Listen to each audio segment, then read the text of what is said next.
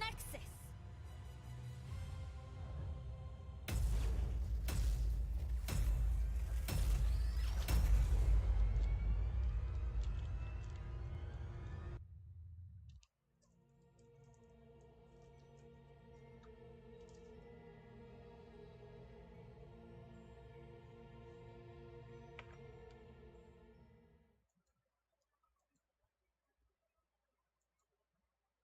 And now you go, people always forget that in Final Fantasy, that is considered an expansion pack. But what this was a series of small content updates. And if you're a Final Fantasy player, you know that this is called the Prey Return to the Walking Sands expansion, right? And in this, they call it that because this had 100 plus quests, with 50% of them being walking into a place. Now, when you got this digested in small bites, we've got 13 quests to do in this expansion, and 3 of them are go back to talk to Minfilia. That didn't feel bad. They didn't play bad, right? That didn't play bad at all. But when you've got an actual expansion pack, right? And I'm not even kidding. This is about 2 weeks of fairly consistent play to burn through A Realm Reborn Plus. They said, you know what we need to do? We need to take all these Prey returns out. We need to shut down this rampant going back and forth. Why? Because new players hate it. Old players experienced it in a different era because they only did these in about 13 to 15 blocks at a time. Something doesn't necessarily work well when it all comes together. There's darkness out there. Time to practice running away. Sneckers, if that's your opinion on PvP, then man, I'm really worried about the direction that you're gonna take with game development, man. If you want free wins, you know. When I'm a new player in an MMO, I hate being rushed through content. If on day 1 it took 45 days to get to level 50, why should I as a new player get to 50 within a week? If the new level is max 60, it should take 55 days and 45. No, Nova, that only works in games where there's not open world competitive PvP. What you're saying is, Nova, and what you're trying not to say, but what you're saying is you have an external locus of control and you only find value in yourself by being better than others. Because you're saying, I had to endure this, so they have to endure this. Again, you endured it because in Ashes of Creation, then you're not going to like Ashes of Creation. You might as well not play. Just go away and don't come back. Because at launch, we're going to endure 45 days of 4 to 6 hours a day getting to max level. But once those nodes are there, they're never going to hit the time gates. Yeah. What you want is the exact reason why Eve never grew. Because in Eve Online, until they did the skill injectors thing, where you have to swipe for them, and I did this many, many times in Eve just to show people how broken it was. We used to do rookie ship fights. You could not change the configuration of the ship. You couldn't put anything else on it. Nothing. How they give you the rookie ship, you had to undock and you had to duel. The thing is, I showed people I could win 2 or 3 or 4 fights in a row without repairing, because I have shield management 5, shield operation 5, energy management 5, resources 5, all of them, right? And they don't have those things when they start. Keeping newer players on the same path you were on just means you don't want to fight people that are equal geared or equal skilled than you, or equal level. Which is fine, but just admit that. Just admit you want to be elite and you want to have plebeians. And then just remember, when you operate in from that mindset, a plebeian's gonna walk up and gank you and laugh at you, and they're gonna say, "Bro, you're trash tier. I'm 3 levels lower than you. I have no horizontal progression done. I'm not even in best in slot, and I just fucking dunked on you." If you're addressing things from a position where you want to keep people subservient to you, you have no skill. You require those extra 3 levels to be good. You require that extra gear. Now, I think it's a problem, and I don't disagree with you, if you're saying they can skip an entire chunk of content I imagine. because they give out free gear, right? I want my levels and gear to matter. That's true. Okay. And they did. Your level and your gear mattered while level 50 was the cap. I will agree with you. If your complaint, if your concern is this, then I'll agree with you. If your concern is this, I'll absolutely agree with you. So, I have seen enough. right? This is my path. And I got to level 40. I had to do these dungeons. I had to do these dungeons in order to have the gear to do the level 45 dungeons. I did these dungeons. I had to do them in order to get the gear to do the level 50 dungeons. And then when the expansion pack comes out, I need this gear Get out of here. in order to do the new content, right? I need the level 50 dungeon gear Strategy. to do the new content. Peeled, boys and girls. And the problem is, a new player, their acquisition funnel is they get to level 40, they get to level 50, and then here's that level 50 dungeon they were supposed to do. But right about here,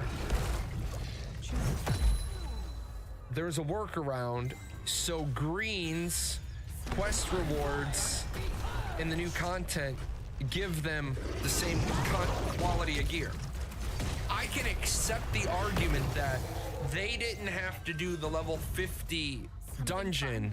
They can now do the new content because the new content is so easy that it gives you a full set of level 51 gear in greens. I can Prepare accept yourselves, that. heroes. The shrines I will can soon be absolutely say that the content you have to do, there should not be a set of level 51 green gear from quest rewards that allows you to go around doing the 50 dungeon. I don't have a problem with that. I'll absolutely agree that you shouldn't get, if you're gonna do the next expansion of 60, you shouldn't get given a freebie set of gear until 53 or 54. And that's Control the new both break. shrines, That's the new and catch the up. Dragon Knight's power I'm not going is to disagree yours. with that statement. At the same time, why are we making people sit in a circle jerk in order to get their new gear? This is where we want everybody to get, and we want everybody to get to this, and because we want to have this. But if you want to gatekeep people just so you can get to level 60, so you can get your gear without being contested, well then you're not a PvPer. Enemies fall. Honestly, and I'm not trying to be insulting to any one particular person, but if you want to keep other people behind just so you can get ahead, it's because you can't PvP. It's because you're afraid that if all these other people that are new to the game suddenly get to your level, they're gonna block you out of content. But I mattered when the level was 50. Yeah, and you know what? I mattered when I played Little League. And then as I moved up in Little League, I got worse and worse and worse. Not that I got worse and worse and worse. I just didn't grow in skill in Little League as other Get out players. of here. Level 50 used to be top tier. As soon as people become level 60, they carry newer people through level 50 content easier. That's how things work. Well, true, but it doesn't have to work that way. Choose a And that's one of the reasons why, that's one of the reasons why instanced dungeons, I think, work a little bit better. Because if you have instanced dungeons, then what you can do is you can just gear scale people. What if they add prestige items or titles? You're gonna have to specifically spell out to the class what you're calling prestige items, because prestige items can be many, many, many things. If you're talking along the lines of heirloom, where it stays with you the entire game, Do not heirloom gear allow has it its to own deter you. advantages and disadvantages. Cosmetics mostly, who cares then? If it's all about cosmetics, who cares? Choose a talent. It doesn't matter. Cosmetics are irrelevant. Sometimes late bloomers cannot get an adequate team to do harder dungeons or content. Yeah. But here's the other problem with that. If you can't find people to do content, that's a problem and the developer needs to look at it. Final Fantasy 14 is designed in such a way that you can always get people to help you do lower level content. Because when you queue in to the roulette, when you queue into a specific dungeon that you need, then for those of you that haven't played Final Fantasy 14, what we have every day is we have this menu that we open. And this is our roulette, right? This is our roulette. We have one for main story quest. We have one, and these are going to be in the wrong order, but we have one for dungeon 60, 70, 80. We have one for expert. We have one for like 90 level dungeons. I don't remember everything we have. We have one for everything that you need. So if you as a player, right? If you as a player open up Copperbell Mines, then you create the queue, the call to the system that populates this. So if you're a damage dealer, you already fill this spot. So the next damage dealer, tank, and healer in the line, when your number comes up, we automatically get assigned to your party. Now, sometimes we get good dungeons, sometimes we get bad dungeons, but that's what you get for doing the roulette. And then inside the roulette, you get XP, seals, gold or gil for helping people get through content. It's basically what you do. When you're on these, I might get 4 million XP for doing this level 10 dungeon. I get 4 million XP because I'm level 89 and I'm helping people through. You just get the normal rewards. You get your dungeon completed. I get a 4 million XP bonus. That works really well in an instance-based game. It works really well in a game that's not Ashes of Creation. It works really well in a game where they want you to have just throwaway friends, single-serving friends. So you can make it so the previous level content stays relevant by downscaling people. But if you're going to have open world dungeons, then yeah, of course, I'm going to carry you through. Also remember, Ashes is going to work differently than a lot of MMORPGs. What's going to happen in Ashes of Creation is I'm going to be the guild leader and I'm going to have, behold, all of my stuff. Hey, we just got this new cleric in the guild. Hi, new cleric in the guild. Let me take an inspect on your... Oh my God, your gear is horrible. It's going to be like, hold on a second there. Let me just throw this at you. Here, you take this. They're going to be like, oh my God, that's a level 50 voodoo staff. You're right, it is. They're going to be like, how can I ever repay you? Show up to raid night. By fire, be purged! You can repay me by showing up to raid night. Let me give you an example of what I don't like. Day one, after 2 weeks of playing, I was 500 gear score. Took me 3 months to get to 2,000 gear score. New expansion comes out, new player jumps in after 2 weeks. He is now 2,000 gear score. With the new best in slot, I'm now 2,500 gear score. What's your point? I'm just gonna straight call you out, man. What's your bitch here? What's your bitch? New expansion comes out, new player jumps in. After 2 weeks, he's now 2,000 gear score. And with the new best in slot, I'm now 2,500 gear score. And what's your bitch? Yes, I think that's okay. I think that's fine. Number one, you are, right? You are complaining about having 25% more power than this person. That's what I personally dislike. No, this isn't what you dislike. This is you articulate.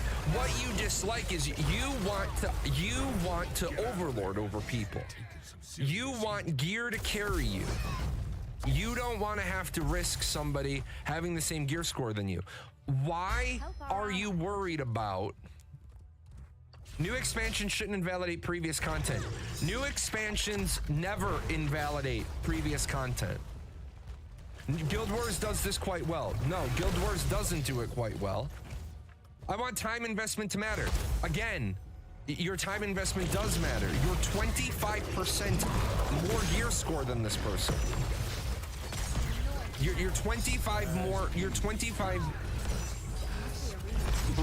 more power. You're like, but the person didn't have to spend 3 months to get to 2,000. Yes, and if you make them do that, they're not going to play your game. You're not going to have a healthy player acquisition funnel. Because why do I want to spend 3 months to get to a level of gear that doesn't even take me to the best gear in that content? What you're saying is the EVE Online problem, okay? This was the EVE Online problem. I tried to save this. This was the EVE Online problem. Now it burns. Year one, I play from day 0 to day 365. All right, I never miss a day of training. I never miss a skill swap. I never miss anything. At the end of year 1, I have 1 year of skills. Now, in year 2, a new player arrives, and they have to do 0 to 365. And they are just like me, and they never miss a day of skill training. They never miss a skill flip. So at the end, they have their first year. The problem is, I've gone from 1 to 2, and now I have 2 years on them. And there is absolutely nothing they can do about that. There is nothing they can do to catch up. They will never catch me.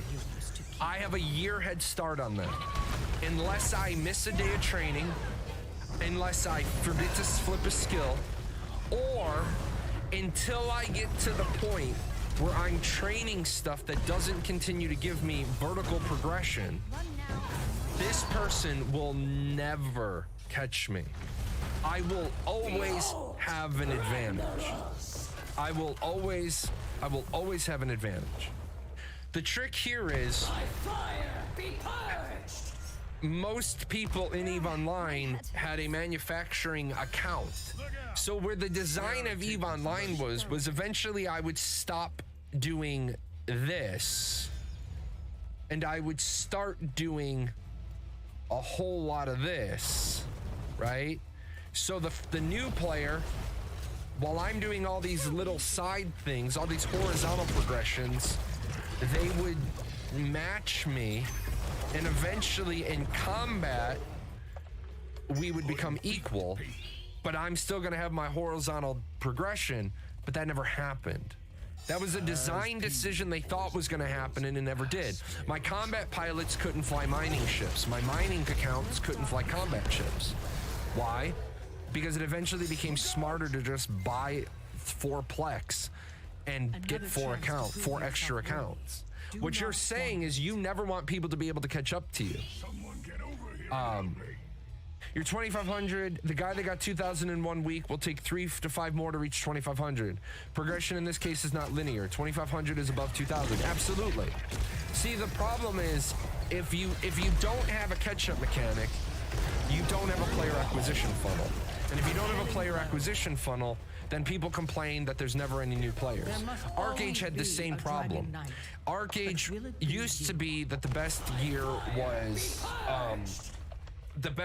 was crafted. And then they released Hiram gear, where the best gear is based on infusions. Well, if you farm your infusions every single day, and the other guy can only do 4 days a week, you're gonna get ahead of that guy. And if there's a vertical cap, if there's a vertical progression cap, then eventually that person can catch up. But what happens is, when you release the next tier, you caught up to them, but they had a warehouse full of stuff that they can immediately invest in the new gear. The only way a vertical progression cap works is that if you have a vertical progression cap and you can't earn above and beyond it. So, you reach level 50, all of your gear is capped, and the server absolutely will not allow you to accumulate more infusions. So when that other person catches up to you, they have a chance to be equal. Well done. No, Blake, and this is the problem. See, the problem here is, well, with the Ashes leveling time, unless Steven decides to shorten the leveling time when expansion comes out, new players will still have to play the 200 hours. No, they won't. Because that's not how Ashes time gates you. What's gonna happen in Ashes is this. So you play on day one, right? This is day one. See you next stream. So on day one, you play for, let's say you play for the full 6 hours. And on day one, you can get all six hours of your time can be spent at 100% efficiency, right? So you are not getting an XP penalty because you're doing all day one content. Now on day two, right? On day two, after 4 hours, you are at the point where you need a node stage 3. So,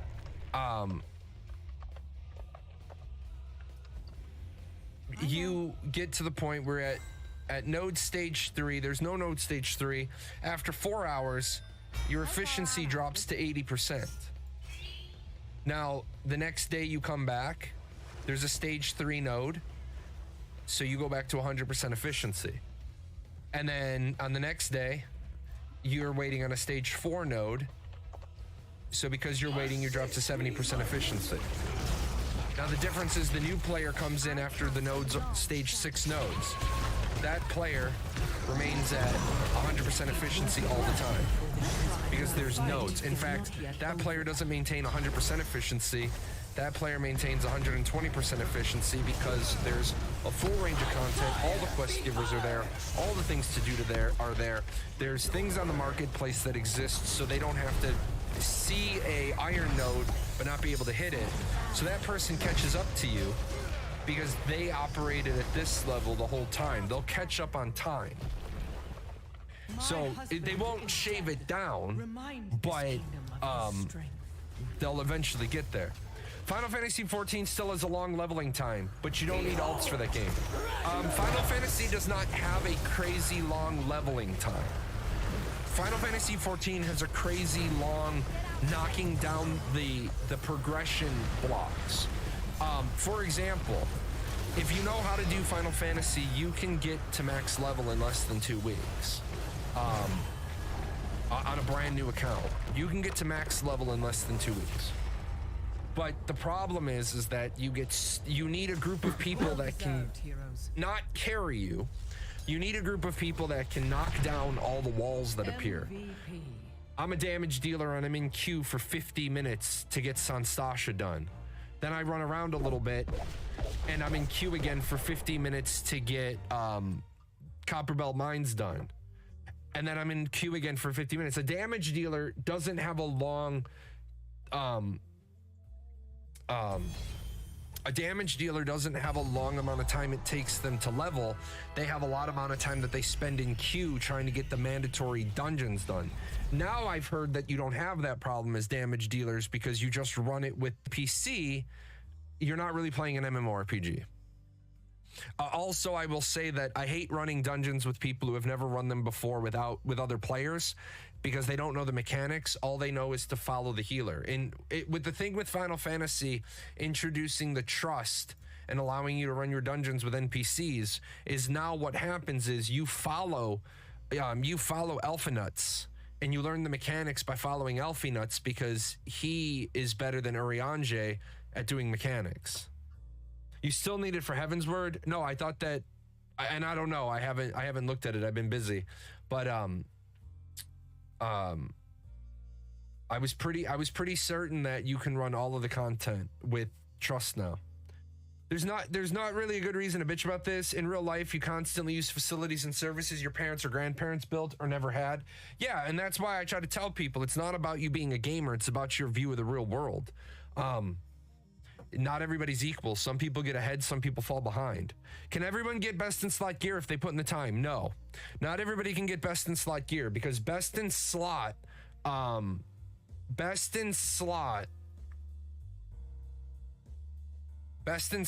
is legendary unique. And legendary unique is going to be 1. Most people will be, you're going to have best in slot. If I can predict the future, what I imagine is going to happen in Ashes of Creation is best in slot is going to be considered what everybody can easily obtain. So if epic is what everybody can easily obtain, then epic will be called best in slot. And then the other stuff is just going to be god tier. So your epic sword is a best in slot sword because it's what's most obtainable. But there's still going to be legendaries and legendary uniques over that. And people are going to be like, well, why would they call it best in slot if there's better stuff? Because they're going to say this is what you can reasonably expect to obtain. If you can't reasonably expect people to obtain it, then it's hard for the quest monkeys, the guide monkeys, to write their guides, because the guides are going to be like, okay, although there are better weapons out there, what you're aiming for is the voodoo staff that comes from the Brown Journal. And again, it's going to be hard for people to make guides with Ashes of Creation, depending on how different they make the gear from the different dungeons and the different drops. So, all good. Yeah, crafted epic. At the end of the day, what I want most is a good game with a healthy population. So if catch-up mechanics is what it takes, I'm okay with that. Yes, catch-up mechanics is absolutely what it takes. It's like this. Why does life suck?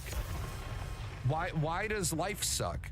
Life sucks because your entire life is a catch-up mechanic, unless you happen to get lucky and win the lotto, or you happen to be lucky and have generational wealth.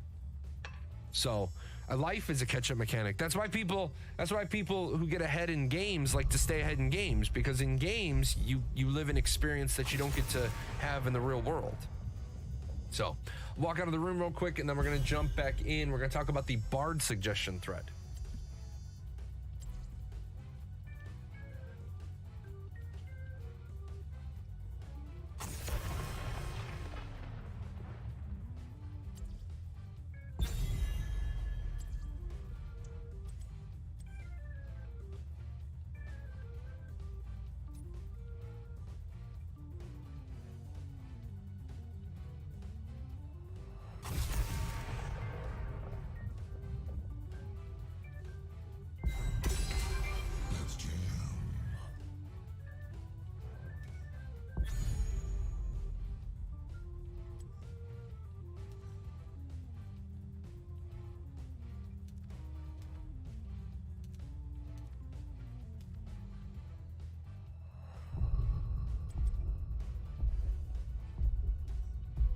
Oh yeah, and I forgot, because I forget a lot of things.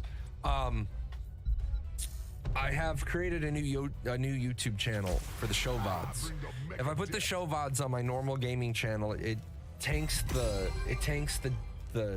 algorithm.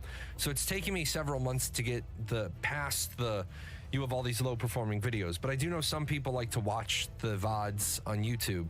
So I've created a new YouTube channel. Once I get that populated a little bit, I will share that link. I'll put a link to that in the description below. Looked up Throne and Liberty for the first time this morning. Didn't get to read much on it before heading to work. What are your thoughts on it? Will it be something you all check out? Yeah, Throne and Liberty I'm going to check out for the simple reason of it's going to be the only good MMORPG that comes out this year. Now, good is going to be relative speaking, but I think it's going to be something that we could probably play for a little bit and have fun with. So I'm definitely going to check it out just for something to do. Oh yeah, this was the whistling one. I liked this. I like this one. Throw music from their instruments. Yeah, I liked this. Arcade was like this. Why is the MMO market so dry recently?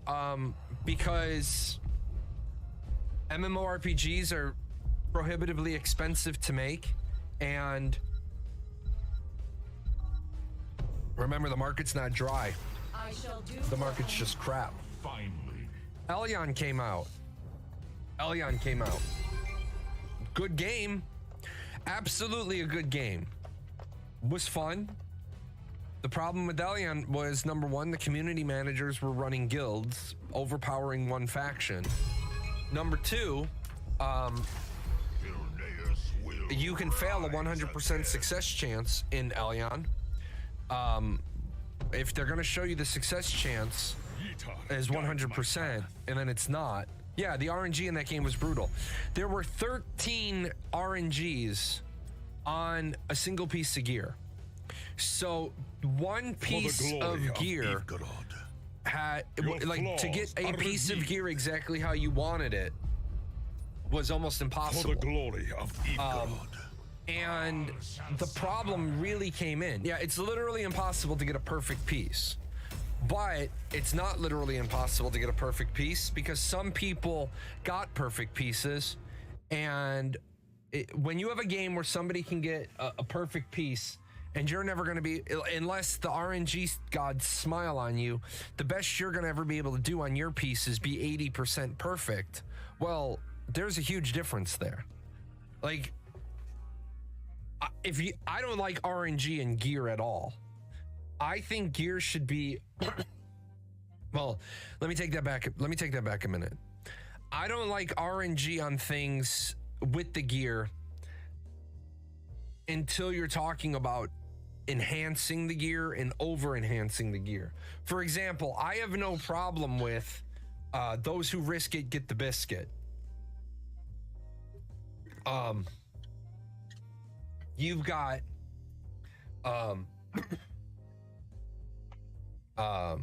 well, yeah, gear in Ashes is gonna roll like PoE and Diablo, just so you know that.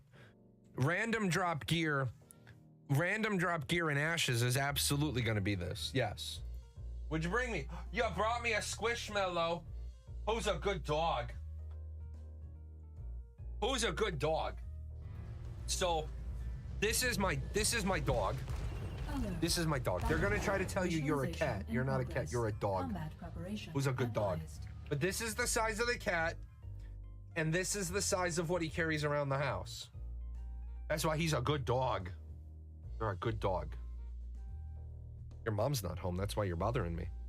But just so you know, yes, the gear will work like that on the drops, but on the crafted gear it won't. So yeah, the workaround is that if you get the material needed to craft the item, then you'll be able to put the exact stats you want. You'll be able to put the exact stats you want on it. But yeah, so I don't mind. Like, I'm going to this screen a lot today. I'm feeling like I'm teaching. So we're gonna design a piece of armor here, and we're gonna use my mad skills. Oh yeah, that's some mad skills. That's about how my shoulder works. So you got a couple of pieces on the gear, right? So number one, you got attributes, right? And these should be settable by the crafter. So if this piece gets 30 points in attributes, then if you have a 2 split or a 3 split, then I could understand if you're gonna do a 2 split, 18-12. So I could have 18 con, 12 strength, or I could have 18 strength, 12 con. You know what I'm saying? So the piece itself gets 30 points in attributes. If I do a 3 split, then I might do something like you will remain dead this time. 14, 12, and 8, right? Or I might do 16, 10, 26, 16, 10, and 4, right? So the crafter gets told you have 30 points of attributes. If you do a 2 split, it'll be this. If you do a 3 split, it'll be this. And then the crafter puts whatever stats they want. And I think that those should, every orange tier 50 shirt should have 30 points in attributes. And then if you're gonna do the thing where you're gonna have abilities or traits, right? You shouldn't have RNG. If I wanna put plus crit heal rate and plus crit healing percentage on it as my 2 traits, I should just have a pull down menu. Now, obviously, we are going to say that they're going to be mutually exclusive, right? The mutually exclusive is going to be, I can't put plus crit heal rate plus crit heal rate on it. Once I take one off the menu, I can't put it on another time. And again, I think every piece of gear that gets made should be like that. There should be made, not dropped. Made, I should be able to pick. Now, where I think that there should be some RNG here is number 1 on enchanting, right? Once I have the piece of gear all set up and established, if I but is it a roll in a way of 10 strength? 10? No. It shouldn't be that. It absolutely should not be that. It's not a roll of between 10 and 20 strength and 10 and 20 agility. No. You get 30 points in attributes to put on it. You put 18 in con and 12 in strength. Or you do 18 in strength, 12 in con. That's how it should be. I should be setting the attributes on a pool. The only time that we should have RNG is on enchanting. And on the first 4 enchants, so +1 to +4, 100%. 100% success rate. If I have the enchanting materials and I hit enchant, 100% success rate, it's gonna go up. Now, number 2, when I go to +5 to +7, it starts to have a failure on the roll rate, but it doesn't destroy the enchant. It just downgrades it. So you fail going from +4 to +5, but you can't go to a +3, so you just stay. You're at +5 and you're going to +6. If you're successful, you go up. If you fail, you go down. And then you think Ash just should incorporate a timing component? Fuck no. And then on the last 3, so you're gonna say +8 to +10. This is where you get up, down, or destroy. If you fail your enchant going from +8 to +9, you could in fact go back down to +7, or the item could be destroyed, or you go up. That's one place I think RNG is okay. The other place I think RNG is okay is sockets, right? If you're gonna have socketed gems, then it's gonna be much the same thing. When you're adding sockets to the armor, then the armor can get destroyed. So I don't think armor should come with sockets. I think you have to punch the sockets in. And again, the first 2 can go in. The next 2 you can destroy, and then on the last 2, if you fail on a socket attempt, it can actually destroy the piece of armor. I don't like that. Well, then don't over-socket your armor. Get ready to spend 10 million on the chest piece. Let other people take the risk, but then you pay them for their risk. And then the only other difference I think that should happen is when you're putting the gems in, the first 2 gems go in at 100%. The next gems can only go down 1, right? You had this gem in, you were trying to go to this one, it failed you back to this point. And then on the last 2, if you're trying to put the gems in, it can actually destroy you back to 0. I think this is a very acceptable RNG risk versus reward. Those that don't ever want to risk their gear can wait and buy perfect gemmed, perfect socketed, perfect enchanted gear from other people. People that want to risk it, pyramid, ladder, they know how to do that. But as far as RNG in this part, there shouldn't be RNG. I spend 100 million making my level 50 chest piece, and I get boned on my rolls because instead of this being a guaranteed 18, I have a 0 to 18 and a 0 to 12 roll, and I get 2 con and 1 strength, and I want to throw my computer out the window. But isn't gear itself always able to be destroyed? No. Gear itself isn't always able to be destroyed. The only time gear in Ashes of Creation can be destroyed is when you're over enchanting. What about a max durability loss? No. And then recovering max durability recovers resources? No. Why are people... Okay, this is what I don't understand about gamers. Why are gamers afraid? Why are gamers afraid to lose their gear when trying to make their gear better? Like, why is it that MMORPG players lost their fucking ball sack when it comes to, or their big girl panties when it comes to you? Like, holy shit, Jay's got 7 gem slots in that chess piece. Holy donkey dick. My God. And then other people are going to say, well, it's not fair because I'm getting boned by RNG. You're right, but you don't have those are add-ons for the gear. Those are add-ons. You could put 4 on with little risk. I went 7. I risked a 50 million gold chess piece trying to put a 7th. There was only a 12% chance that I was going to be successful, and I fucking rolled it. I don't mind losing levels, but having a piece straight up destroyed taking a risk just feels terrible to me. It should feel terrible. You risked it. You didn't get the biscuit. It's something I want to do, but I feel like an idiot trying. That's why the phrase, those who risk it get the biscuit, is so important. Craft multiple chess pieces. You have one with +4 is what you wear. Yeah, you ladder it up. I hate RNG in general. So do I. I hate RNG in general, but you gotta have some. You gotta have some RNG, or you have a game where, again, let's say you don't do RNG, okay? Let's say you don't do RNG. Let's say this gem slot is 1,000 gold, and this one's 10k gold, and this one's 100k gold, and 1 million, and 10 million, and 100 million.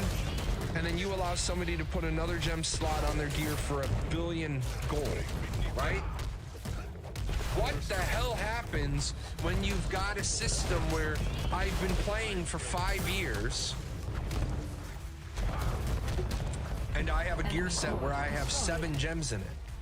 Now you're talking about a problem where people are gonna get mad because I put 100 million getting 6 gems, and then you just released a new expansion making my 111 million gold chess piece useless. See what I'm saying? That's the problem. If you make it so there's no risk, no reward, then you can't have new gear come out.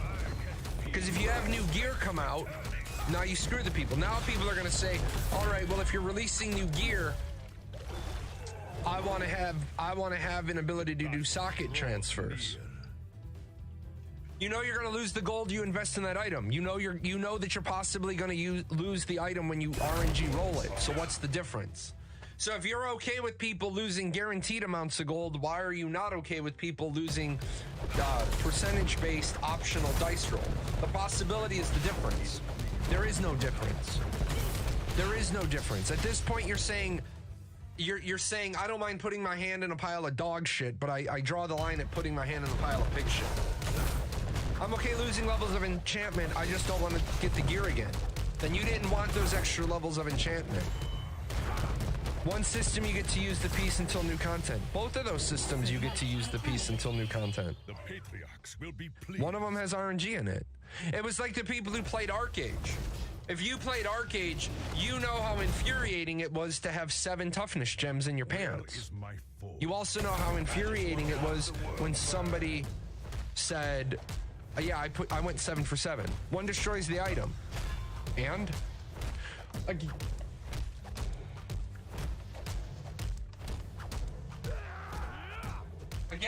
one destroys the item, one doesn't. Why are people like, why is it some gamers are afraid to risk it? I hate RNG in my gearing. You are saying I'm okay with putting my hand in what I know is dog shit, but I don't want to put my hand in something that might be pig shit. Just buy 5 of the save item before you ever attempt enhancing. Yes, and then you have a very, very, very good system of if you don't have items getting destroyed while trying to enchant and over enchant, you literally have a closed economy for items, and the only time items leave circulation is when players quit. If you have the option to blow up the chess piece because you choose to try to put a 5th gem in it, a 5th socket in it, that's your choice. That's your choice. If I blow up that If I blow up that 50 million gold chess piece because I decided I wanted to put a 5th gem slot in it, I made that decision. And if you want to stop people from accidentally doing it, make sure that you can't disable the pop box warning that says, hey, you're rolling. You're about to try to put a 5th gem slot. If you fail, the item will be destroyed. Do you accept? I accept. Man, this sucks. I lost my item. You literally had to click a I accept the risk button, and now you're complaining? Well, it's not fair. Jay got his 5th socket on his first try, and I had to do 2 other rolls. No, we're talking about, you need to keep up, man. We're talking about how it should be in games, not how it is in Ashes. But when it comes to enchanting, yes. And when it comes to enchanting, you can destroy the piece if you try to over-enchant. I'm still kind of mad they decided to go with gear not being destroyed over time. Yes, absolutely. Absolutely. Does this devalue crafting? It sort of promotes buying the pieces off the auction house instead of crafting yourself. Well, no, because it will be most likely cheaper that way. No, it absolutely won't be cheaper that way. Because remember, when I get the 6-socketed chest piece and I put it on the marketplace, that 6-socketed chest piece is going to be listed. Where is my foe? On our side. So, This fight is I finally, I'm right here. I'm today. I get chest piece, 6 socket slots, 6. No, we won't put the 6 gems in. We have a chest piece with the 6 socket slots. So I'm listing this for 500 million gold. And people are like, holy shit, 500 million gold? Yeah, because over here, right? Over here you have the 9 that I blew up. I have to cover, this price has to cover the 9 that I blew up. It also has to cover the first 9 that I'm gonna need, or the 10 that I'm gonna need to get another one to sell. This is what keeps your economy healthy, because now you've got all of the thread, buttons, trim, whatever you need to put into that chest piece. Let us capture All of these that got destroyed needed processors to make the parts, needed gatherers to find the parts to make the processed goods. This keeps the economy healthy, because now you got a guy blowing up endgame items. I believe BDO's system was very good. Just eliminate the pay-to-win elements like selling or breaking down costumes bought from the cash shop. continue. The gods are in Revelation Online's was equally good because you could always re-roll the gods. your rolls. You only got, but see, that's the problem is that's what we're trying to avoid. We're trying to avoid a system where you have rolls and then you have ranges. I don't agree with, I think that anybody who makes, if this bad boy is supposed to have 30 intelligence on it, then if you make this item, every one of these that gets made should have 30 intelligence on them. There should not be a mechanic where in the crafting, in the making of the base item piece, there should not be a mechanic that gives you 21 to 30 intelligence.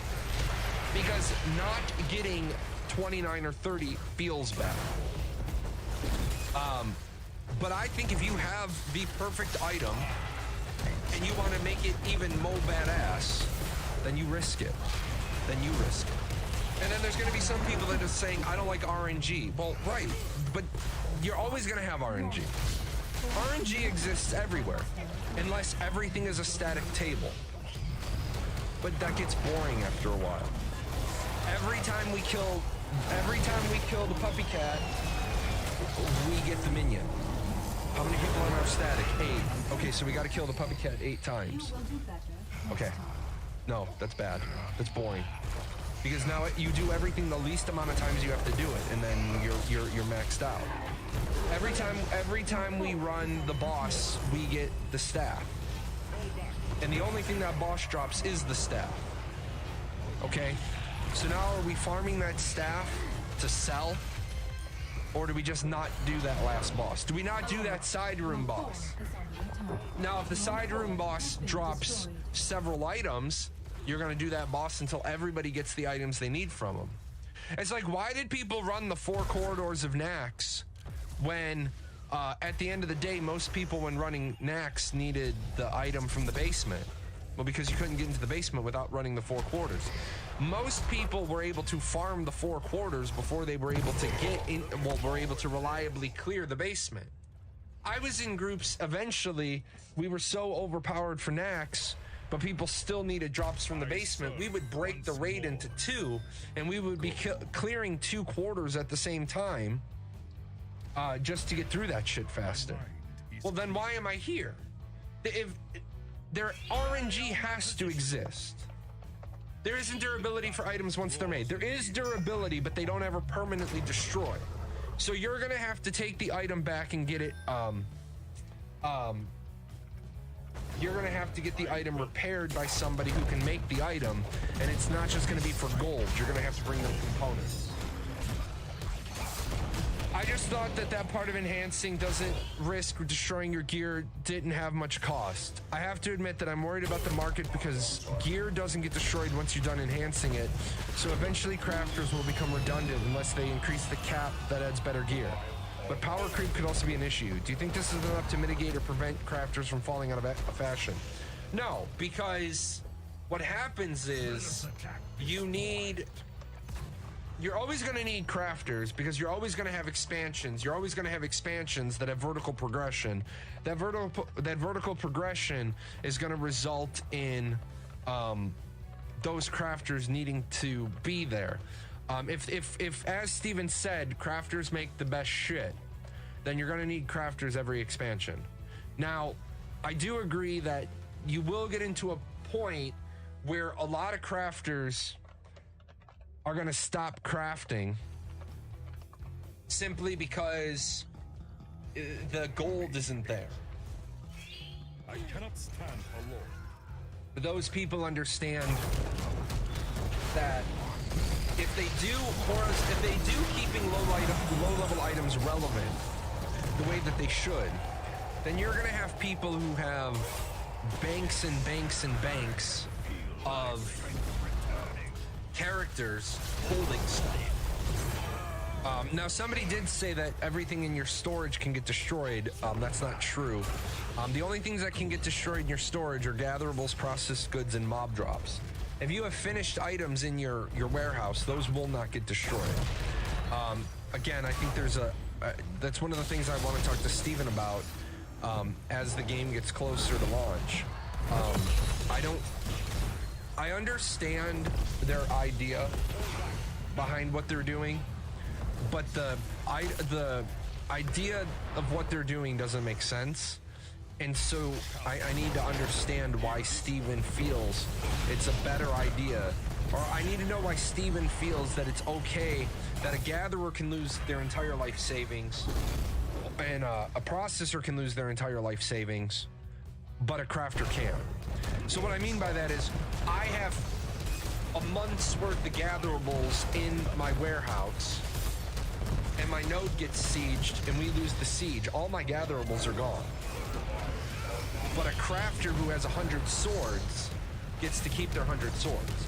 Either everybody loses their shit when the node is sieged, or nobody should lose their shit when the node is sieged. I get people are like, well, there's differences. Yeah, the difference is if I travel the world and I make 10 swords, I never am at risk of dropping those 10 swords. But if I travel the world and I get rare collectibles and I get killed, I'm going to drop a percentage of those. I'm not against the drop rate when people die. I'm not against that. And I'm not against you not dropping your gear, your equipped gear. But I am against the fact that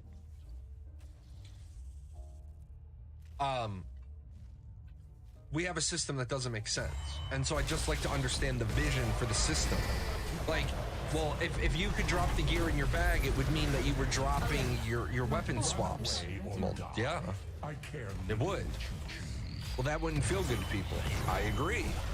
I'm not saying I want that. I'm saying that maybe having a system where gear isn't bound is bad, because then you simply could make the flag you can't drop bound gear. Do I think full loot PvP is ever a good idea? No. No, I didn't even say equipped is at risk. Equipped is never at risk. Unless you're corrupted. Do I think full loot is ever a good idea? Yes, I do. I think in some games, full loot works really well. I think where full loot gets a really bad reputation is because Albion has full loot drop, but Albion's a zone-based game. So a lot of the combat happens at the known zone line. A lot of the combat happens at the known zone line, so you got ambushed, because Albion's not an open world game. You like, I know that people coming from that area to this area must come through this zone. It's not like EVE Online where there were multiple routes out of an area, but if you were in a pipe, if you got trapped in a pipe, you were screwed. They helped that a bit. You were invulnerable for a bit entering a zone. No, that doesn't help you at all. Because just because you don't die while you're still loading doesn't mean that you didn't just load into a camp where you're dead anyway. There's, you know what I'm saying? So great, I'm invulnerable while I'm loading, and now I'm facing 50 people who are camping this zone line. Doesn't help me. It's not a good that making me invulnerable doesn't fix the problem. It's longer, you can leave the zone invulnerable. Well, then that's okay. If I can load into a zone, walk across the entire zone, and be invulnerable, then that's a shitty game. You're not gonna convince me that's not a shitty game in one way, shape, form. Oh, hi, little man. I want this little guy. Who are you? Oh, I know. I'm wearing a hat today. Want to see the people? Look, you're over here. You're right there. That's you. That's you. What are you doing? This is my godson. He's visiting. He's tearing up my house. Tearing up my house. Oh, the hat's too big for you. Maybe we can get you like a little tiny top hat for your next visit. Huh? Can you wave? Can you wave to the people? No. Okay, I think it's that time. I'll see you in a few hours.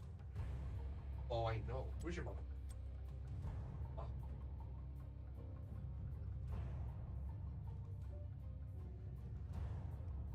That's my godson. He's visiting this week.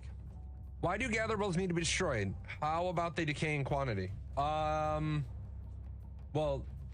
let me just say this to you. If they're decaying in quantity and they're destroyed, they're the same. That's ultimately the same thing. We're just changing words. So, but yeah, anyway, back to the whole, if I enter a zone and I'm invulnerable and I can cross the entire zone while being invulnerable, then that's not an open world PvP game. It's one of those things that it's like last night, somebody was trying to solve a problem. And I said, okay, what problem are you trying to solve? And they're like, I don't like the fact that, I don't like the fact that, oh, not the entire zone, but back to previous. Well, yeah, but now my question is that can't they just follow you? Can't they just can't they do the equivalent of an Eve jump through? Once you've walked in and you look like a fat, tasty target, can't they jump half their people through the zone line so that they're either going to get you in the zone you're trying to go to or get you in the zone you're coming back from? So...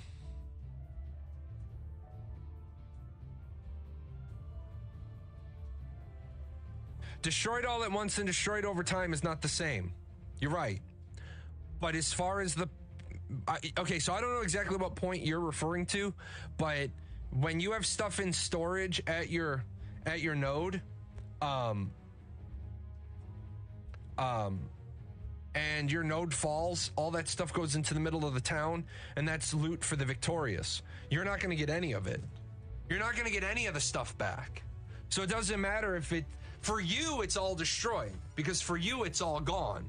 The difference is that there's going to be this big pile of loot in the middle of the node, and people are going to be able to loot out of it what they want, but you're not getting anything back. So yeah, in that it's the same result for the person who had the consumables.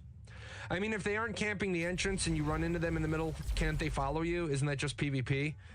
Right. You're talking about zone-based PvP, and zone-based PvP is weird.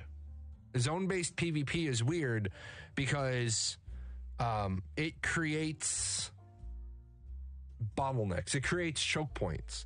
Open world PvP, so you got the nodes by the sea, right? Sure, the easiest path is for you to go down the Gold Brick Road. However, if you know that there's PvP on that Gold Brick Road, but you still have to run your caravan, maybe you run through the woods. Maybe instead of it being a 20-minute run, it's a 40-minute run. But by being off the beaten path, you increase. But the difference is you have that option. In Albion Online, you don't have the option to go around the zone. You must go to the zone line, and then you must load in. So it creates a different dynamic. It creates a different style of game. EVE Online is like this as well. You're in a pipe, and there's only one way out of it, unless you're in low sec and you happen to have a jump bridge in that system. If you're stuck in a pipe, you're stuck in a pipe. That's why most people didn't like to traverse through pipes with anything but the Gallente blockade runners, because you don't want to get tackled and lose 100, 200, 300 million ISK worth of stuff. Do you think resources that gain value over time is a good idea? Something like wine? No, I think it's too complicated, and I don't think it needs to be there. I do not think that you need to have resources. Okay, so I know this is going to be an unpopular opinion, but I think if you're going to have resources that gain value over time, then you almost certainly have to be on blockchain technology. But then as soon as you have a game that's on blockchain technology, people are going to hear that and assume you're doing NFTs. And people don't understand that the tool is good, the use of it is bad. Do you think mounts pets should die drop to make a sink for taming profession? So yeah, here's the hot take on that, and people don't like it. Yes, I think mounts should die of old age. And the old age doesn't have to be a short period of time. I think that mounts should live for 1 year. From the day the mount is hatched, or from the day the mount graduates training, so it begins. It has a 1 year counter. I think battle pets should die in 6 months. If you don't, then like everything else, people are going to have their battle pets, have their mounts, and then the taming profession is going to be much less lucrative a year into the game than it was at launch. So yeah, and then the other problem is if your wine gains value, then your fish should rot. Your potion should lose potency.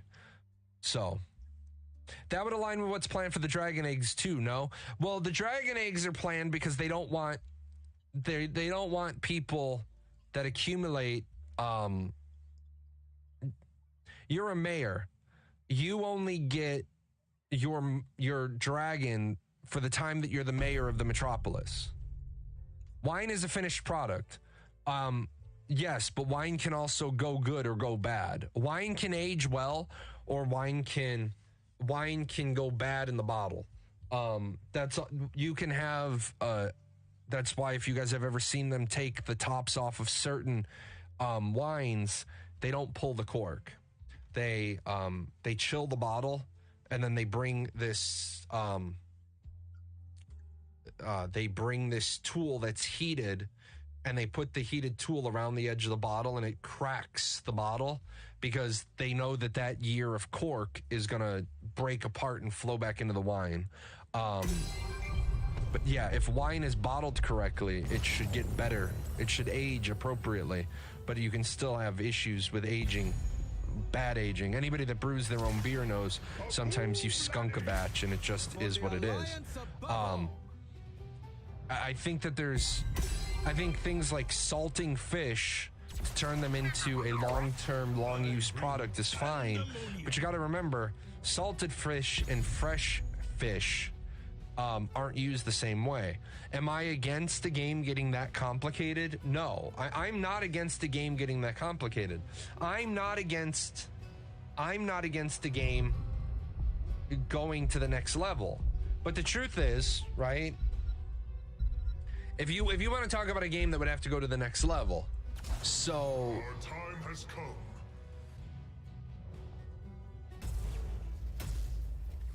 okay, and I am not an amazing artist, so we're just gonna do chest and legs, right? So your chest piece has 250 hit points, your legs have 175 hit points, right?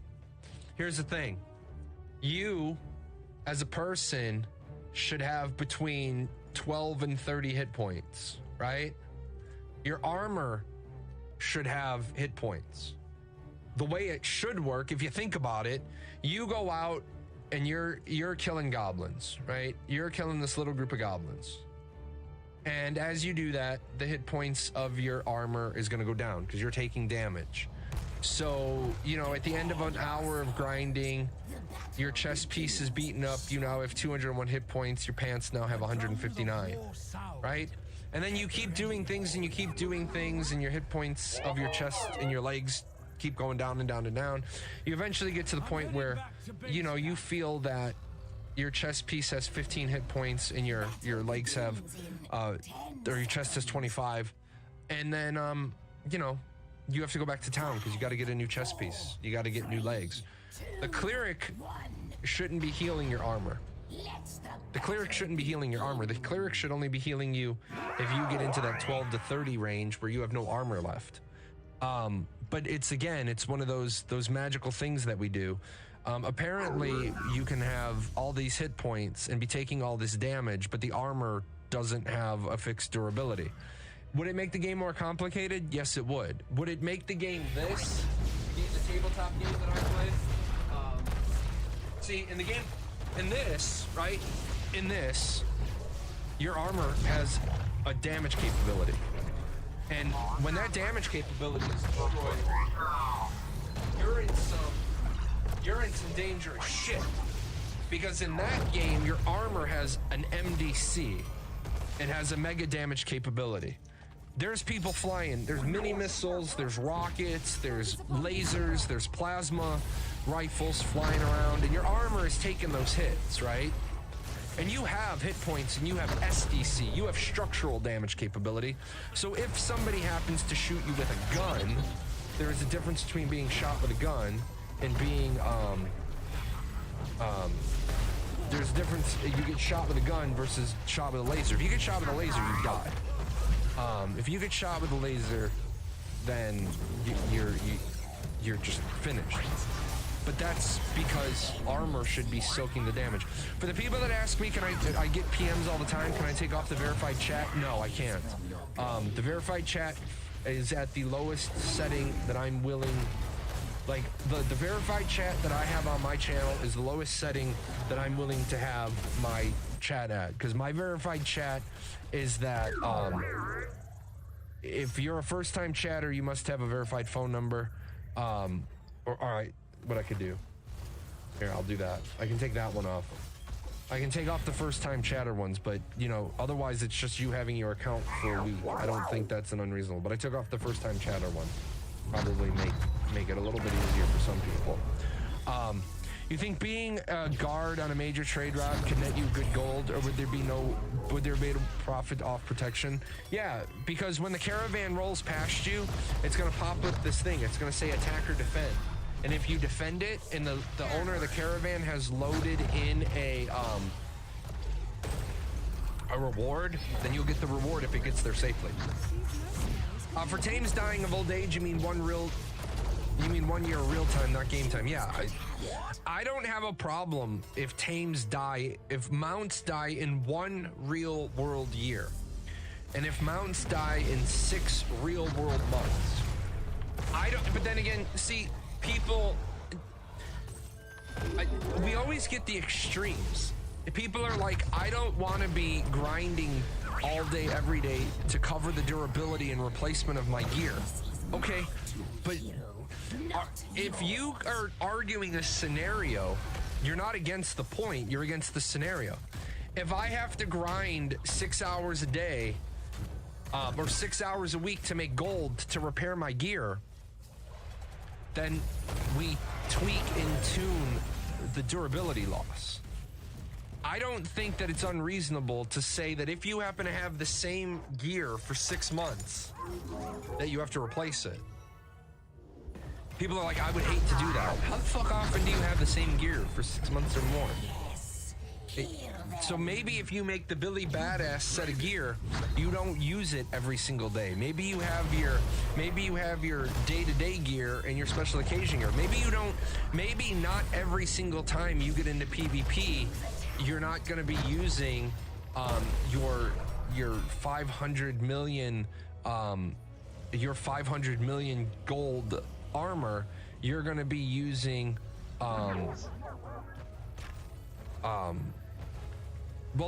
Dark Paladin for armor, it would be based on durability or HP, but you would aim that durability or HP to be about 6 months of use.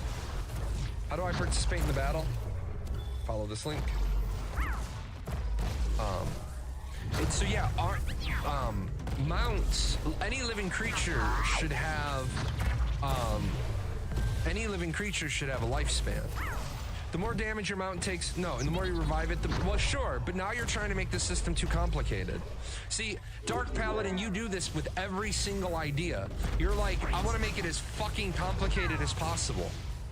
Why? Keep it simple, stupid. It's why it's an acronym. From the day that your mount graduates training, it has a 1-year timer. Now it doesn't matter how often you use it, right? It's going to die in a year. Now, if you want to make it more complicated, sure. Maybe I'm just too attached to my pets and mountains in game. Hold on a second. So let me get this straight. You're more attached to your mounts and pets, so you want to make them die faster. You want to make them die faster. Because your system makes them die faster than mine. Because mine is you can use it every single day. It can die 700 times. It's going to die of old age in a year.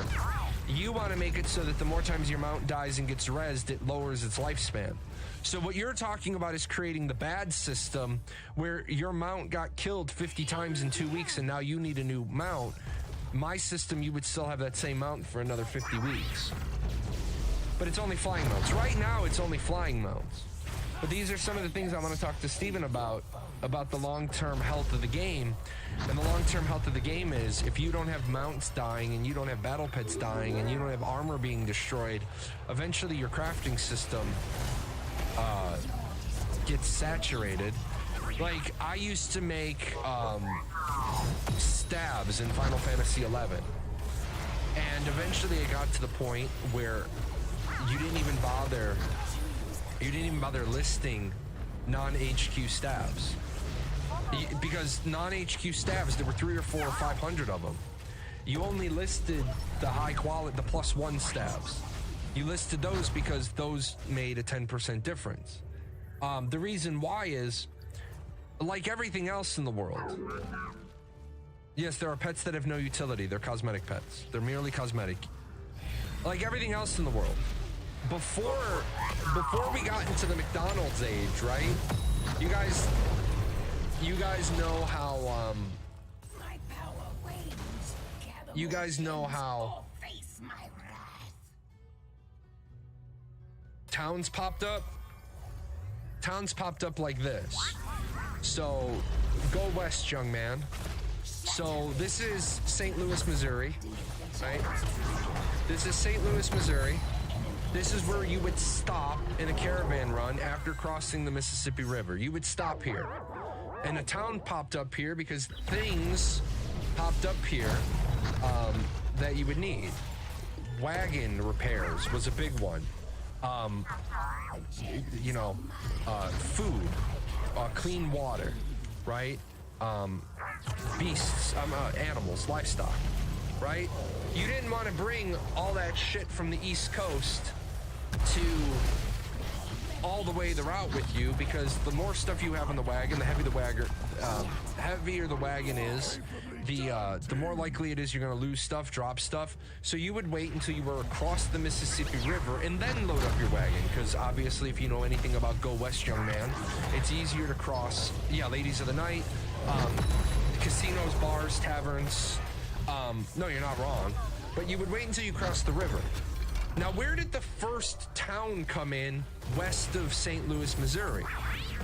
The first town came in for the amount of average distance that you could travel in a day.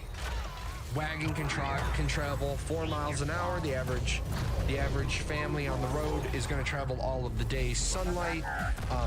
You're going to travel approximately 36 miles. So you got 36 miles, right? 36 miles from St. Louis, a town pops up. Now, right? It's not much. You might have a tavern, somebody with their 40 acres and a mule allotment, right? Might be there. You start things start to pop up. But what you didn't have in the old days was you didn't have a blacksmith put in a smithy right there and have another blacksmith put in a smithy right across the street. They didn't do that. They didn't dick move each other. That's not how things were accepted.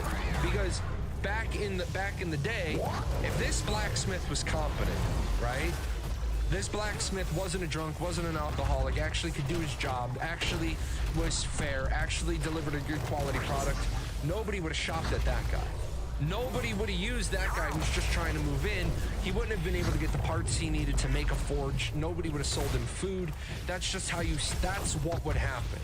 The priest would come from the church and say, hey, the town really doesn't appreciate what you're trying to do. Probably best for you to get on the next wagon and head west, young man. So this guy would get on the next wagon, passing by, barter passage. He'd go, and maybe it'd be another 36 miles. Maybe it would be a couple of days of 36 miles. He'd finally get to a town that doesn't have a smithy. He would talk to the mayor, not really the mayor. He generally would talk to the general store owner, who was kind of the de facto leader of the area until they had a mayor. He'd say, hey, does anybody have any plans for putting up a smithy here? And they'd say no, and we could really use one, and blah, blah, blah. That's not how it works in an MMO. People don't have any respect in an MMO. So, right? This is your node, and you're the blacksmith of the node. And another blacksmith shows up, and another blacksmith shows up, and another blacksmith, and another blacksmith, right? That's because that's how people are. Meanwhile, smart blacksmith went out here, because while you're all fighting for 20%. You're fighting for 20% of $100. This guy's out here getting 100% of $50. Right? You know what I'm saying? So this is why crafting in MMOs is not reflective of the real world, because people don't like. You remember in Batman where criminals used to have honor. People used to have a sense of honor and a sense of propriety. Yeah, I mean, probably most likely the second blacksmith would go into business with the first one if it was needed. And I mean, obviously that's a singleton. That blacksmith might have sent a letter back to the East Coast and said, hey, blacksmith guild, send me a bunch of apprentices. More likely he would want a bunch of apprentices, a bunch of journeymen. He would be like, hey, send me a bunch of journeymen because we got a lot of work here to do. But yeah, you're absolutely right. If the need called for it. But what they wouldn't have tolerated is there's barely enough work for one blacksmith and now a second guy moves in. The biggest selling item for blacksmith was nails. Nails and horseshoes. They spend most of their time on nails and horseshoes. That is correct. Do you think it would help or be good or bad idea if Intrepid allowed players to help pay taxes for their friends? So, great question. I think that it would be amazing if Intrepid allowed you to have a use fee on your processing units. If I have a smelter on my property and you use it, there should be a processing fee attached to that. I would love to see that. ArcAge was supposed to have that. They never implemented it. That's why I had a trade pack house. I had like, 11 or 12 or 13 trade pack houses on both sides of the world because we thought that they were going to have the processing fee go to the house owner. They never went that route. But I would occasionally get people that would send me, 100 gold. Hey, thanks for keeping your house on public. My fucking server flipped. I told them, I said, guys, I'm only going to keep these, I'm only keeping these trade pack houses on public for as long as I'm a hero. As soon as I don't get elected as a hero, then there's no need for me to be all about the public service. I didn't get elected hero, and I put all my houses on private, and people flipped their shit. The only reason why I didn't build the trade pack house in this zone is because you said you were going to keep yours on forever on public. I never said that. I said as long as I'm a hero. Because we used to get 10,000 gold for being a hero, so I took that 10,000 gold, made the trade pack houses, because I thought I was going to start getting a percentage cut. Processing fee like Eve stations? Yes, absolutely. They could do it that way as well. For those of you that don't know what the processing fee for the Eve station is, it works like this. You put 100 ore into my processor. 100 ore is supposed to give you 20 ingots, except if you smelt your iron at my smelter, you're only going to get 19 ingots back. 1 ingot gets taken off the top for my cut. The way you get around people being cheese monkeys and making one at a time is that the house always gets its cut.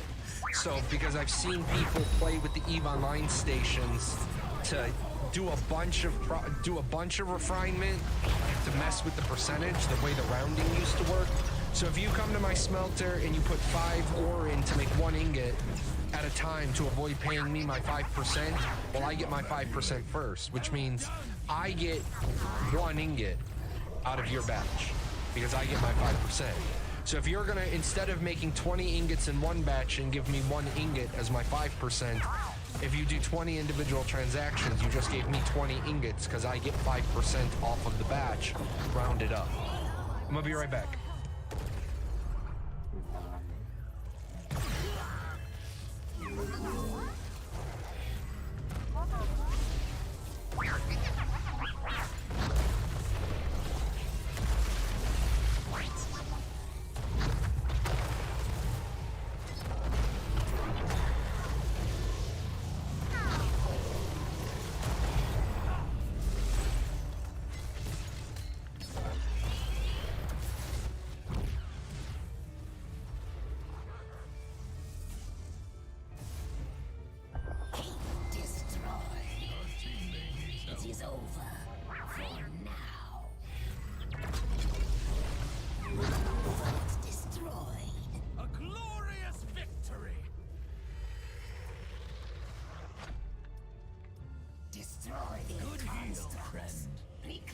Gems of my power.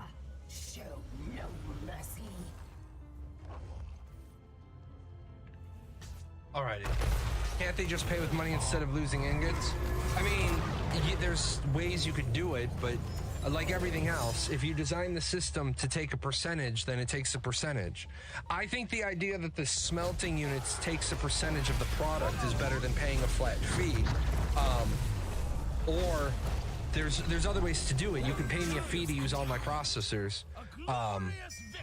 As long as, wait, for the housing system, I hope Ashes will have a tax system, but just make it so, make sure you log in to pay those taxes, otherwise your house would go for sale. So what they've already said is that if you don't pay your taxes in Ashes, your house will get destroyed. But they're not going to do it there's going to be a grace period. But Steven knows about the grace period hack in Arcade. Sorry, not a hack. The grace period exploit in Arcade. So I'm sure Steven will plug that hole, so that you're not having people, you're not having people get around that. The other thing is that with Ashes having a monthly sub, and you can't, I'm sure they're not going to allow people to prepay their taxes and get around the sub. But in Arcade, you could play without the sub. In Ashes, you can't. So I don't see that being set up the same way.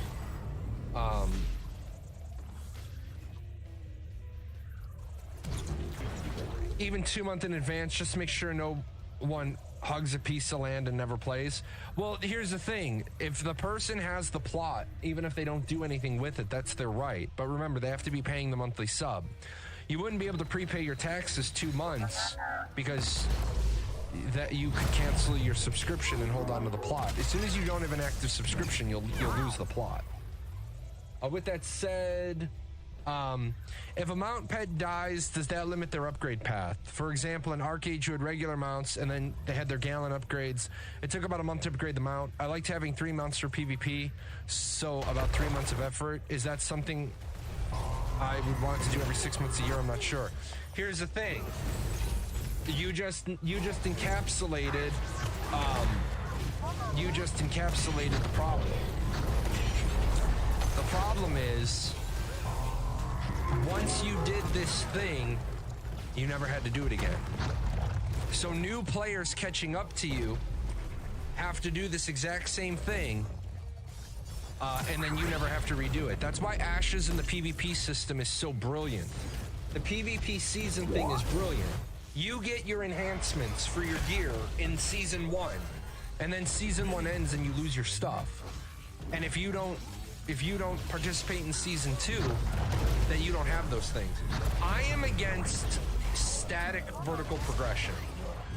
I'm against static vertical progression because I think once you accomplish it, it gives you too much of a power advantage that people can never catch up to you. If you're not constantly maintaining your peak physical form, you should fall off. For example, young people, you're not going to believe me, but the old people will tell you this is how it works. I used to be in great physical shape. Ran 5 to 7 miles a day. Not uncommon for me to run 2 or 3 times a day because I had 3 shifts of flights. My boss used to laugh. I was the only person he knew that brought 4 gym bags to work with him. I brought 4 sets of gear, 4 sets of PT gear with me because I would run with 3 different groups throughout the day, and then I would still go to the gym and lift. I used to be in great shape. I used to be low body fat percentage, high muscle mass. I was about 159, 160 pounds, 5'11". Now I'm 5'11" and 230. I am not in great physical shape. I don't even think I could walk 7 miles. Not in any sort of reasonable time frame. But that's because I fell off. I stopped doing it. It's the same thing. I don't think that you should be able to achieve a peak level of performance and then never have to do anything to maintain it. I think then that just creates a scenario where new players don't want to play your game until there's a fresh server. And as you guys know, if you create a fresh server for your game, you basically kill off all the other servers. So, I used to be an adventurer like you, then I took an arrow to the knee. Yeah, absolutely, man. I used to be an adventurer like you, and then I had a doctor cut on my arm and fuck it all up. But, I mean, those things are important to remember. I couldn't let myself go over 200, though. Well, let me tell you this. I didn't want to let myself go over 200. Guess what happens when you turn 40? What happens when you turn 40 is it gets cold in the winter and you don't go on your walk every day, and you enjoy Christmas cookies, and you enjoy a few too many cheesecakes and a few too many containers of popcorn, and then all of a sudden you recognize the fact that your daily caloric burn is really low, and realize this. If your daily calories are 1,600 and you have a Barks, that's 10% of your daily calories. So yeah, snickerdoodles to the face, nom nom nom, exactly. So like, it's not hard, because remember, the way it works is simple. You need 16 to 2,000 calories a day based on your weight. And if you're above needing 2,000 calories, then you're screwed. Because you're fat. If your caloric intake is above, base caloric intake is above 2,000, you're screwed because you're fat. Now, if you need 8,000 calories a day because you're running, that's a different story. You went with permanent intermittent fasting. Yeah, I'm back on my intermittent fasting. So you know, this guy can tell you, as you get older, your metabolism just says, no, I'm done. I'm on 1 meal a day right now because I got to get my weight down in a hurry. Let me help you. So I'm on 1 meal a day. I do get a little crabby. And there's some days I don't eat for 28 hours because I have lunch one day. Bring them to me. I have lunch one day and then the next day I'm on dinner. So, but yeah, I'm down to 1 meal a day. I lost 6 pounds in 7 days. I want to do that for the whole month. I'd like to lose 24 pounds this month. So, in King of the Hill, you don't sit on the throne and take a nap. You have to fight to keep your spot. Vertical power progression should be the same. Absolutely. So, 1 meal a day. Yeah, I do 1 meal a day. I do a walk. Like, this morning I couldn't walk before the show. So, I'll walk after the show.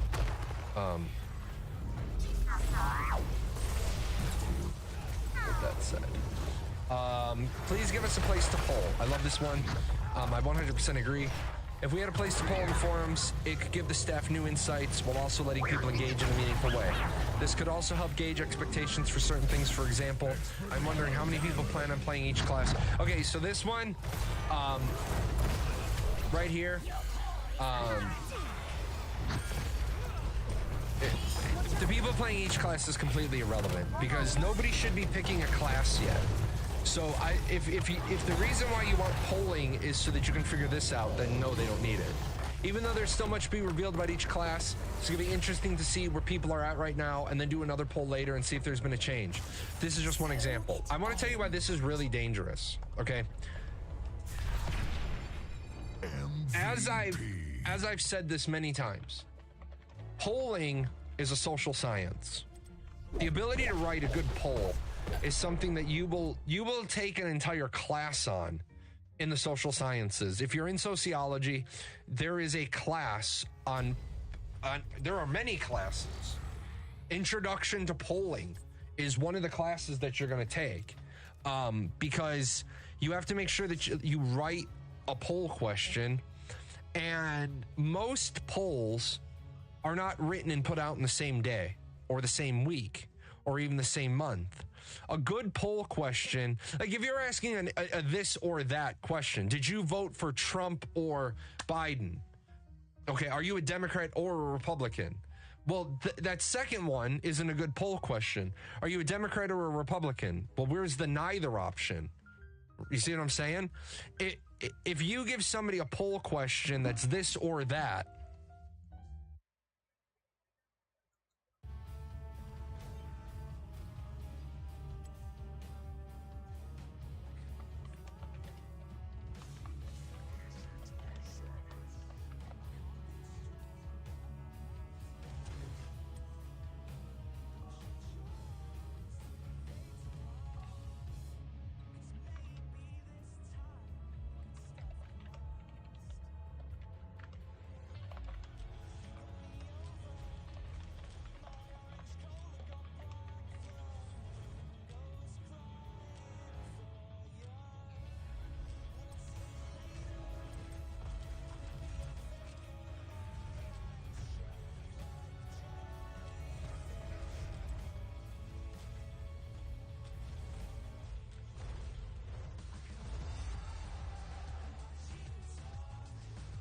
Kill this bitch.